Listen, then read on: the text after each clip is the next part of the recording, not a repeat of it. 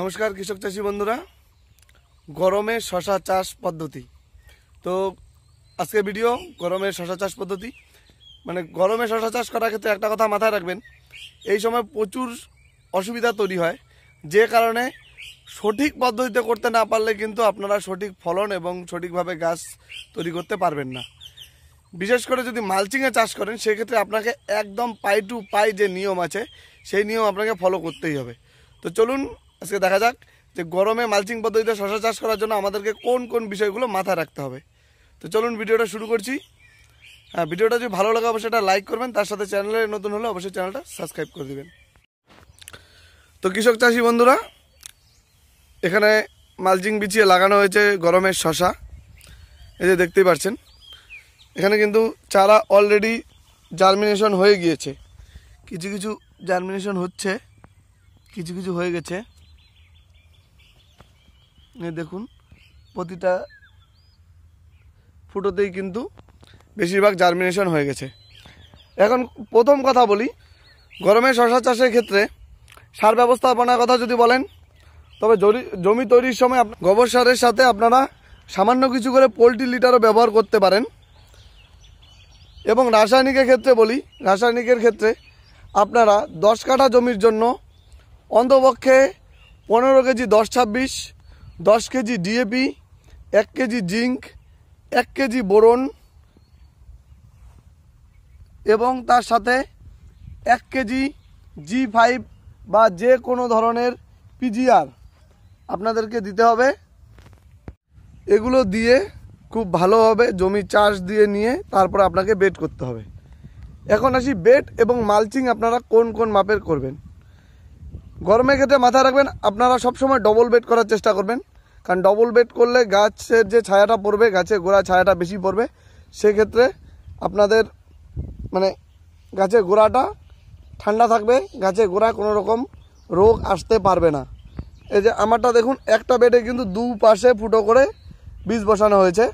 আপনারা ডিরেক্টলি বীজ দিয়ে দিবেন, গরমের সময় কোনো অসুবিধা নেই, বীজ গজিয়ে যাবে, 2 দিন বা 3 দিনের মধ্যে বীজ গজিয়ে যাবে। এখন বলি, প্রথমত আপনারা মালচিং যেটা ব্যবহার করবেন, আমি এখানে ব্যবহার করেছি 4 ফিটের মালচিং। ডবল বেডের ক্ষেত্রে 4 ফিটের মালচিং সবথেকে বেস্ট হয়। এবং মাইক্রনের কথা যদি বলেন, আপনার গরমের সময় সবসময় ব্যবহার করবেন 25 অথবা 30 মাইক্রনের। 20 মাইক্রনের এই সময় ব্যবহার করতে যাবেন না, কারণ প্লাস্টিক যে পরিমাণ হিট হবে তার জন্য কিন্তু নিচে মাটিটা প্রচণ্ড পরিমাণ হিট হবে এবং গাছের গোড়ায় শুকনা ধসা লেগে যেতে পারে। এই জন্য সবসময় ট্রাই করবেন সব থেকে কম হলেও 25 মাইক্রন এবং 30 মাইক্রন হলে আরও ভালো হয়। এরপরে আসি বেডের দূরত্ব। এই যে প্রতিটা বেড দেখতে পাচ্ছেন, এই একটা বেড থেকে এই একটা বেডের দূরত্ব কতটুকু দিবেন। এখানে যেহেতু 4 ফিটের মালচিং, এই জন্য আমরা কিন্তু দিয়েছি 3 ফিটের বেড। 3 ফিটের বেড, 4 ফিটের মালচিং এবং মাঝখানে যে গ্যাপটা সেটাও দেওয়া হয়েছে 3 ফিট। এটা 3 ফিটের বেড, এটাও 3 ফিটের বেড এবং মিডিলে যে এই গ্যাপটা দেওয়া হচ্ছে 3 ফিট। অর্থাৎ আমাদের মোটামুটি 9 ফিটের মধ্যে 2টো করে বেড হবে।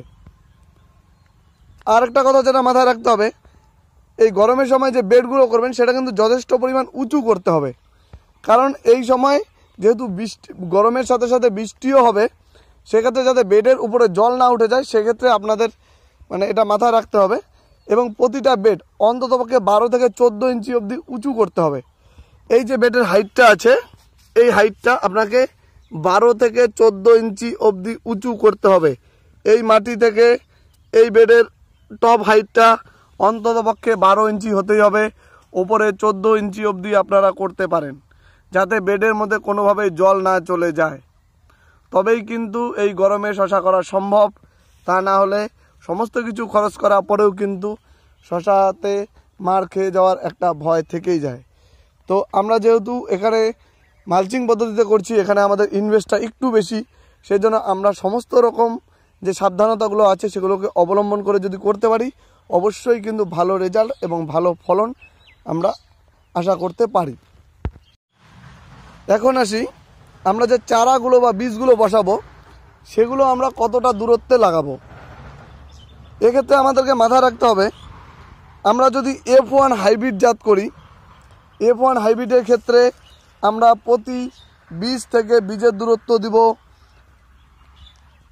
12 থেকে 14 ইঞ্চি, 12 থেকে 14 ইঞ্চি একটা করে বীজ দিব। প্রতি যে ফুটোগুলো আছে প্রতি ফুটো একটা করে বীজ দিব এবং তার দূরত্ব দিব 12 থেকে 14 ইঞ্চি হাইয়েস্ট।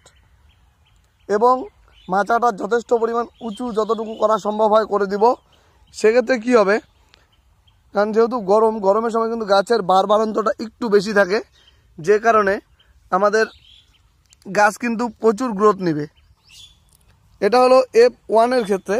এবং F2 ক্ষেত্রে যদি আমরা দেখি, সেক্ষেত্রে আমরা প্রতিটা যে একটা ফুটো থেকে আরেকটা ফুটোর দূরত্ব হতো, একটা চারা থেকে একটা চারার দূরত্ব আমরা অল্প বেশি দিব। সেক্ষেত্রে মোটামুটি 2 ফুট বা 2.25 ফুট এতটুকু দূরত্ব দিব এবং বীজ দিব 2টো করে।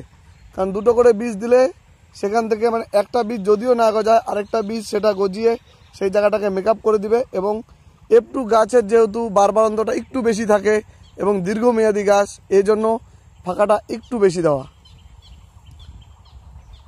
তো আপনারা যদি এতটুকু পরিচর্যা ঠিকভাবে করতে পারেন, এবং একটা কথা মাথায় রাখতে হবে, আমরা গরমের যদি শশা করি সেক্ষেত্রে জমিতে কিন্তু পর্যাপ্ত পরিমাণ রস সব সময় থাকতে হবে, নয়তো আমরা এই শশাতে কিন্তু মার খেয়ে যেতে পারি।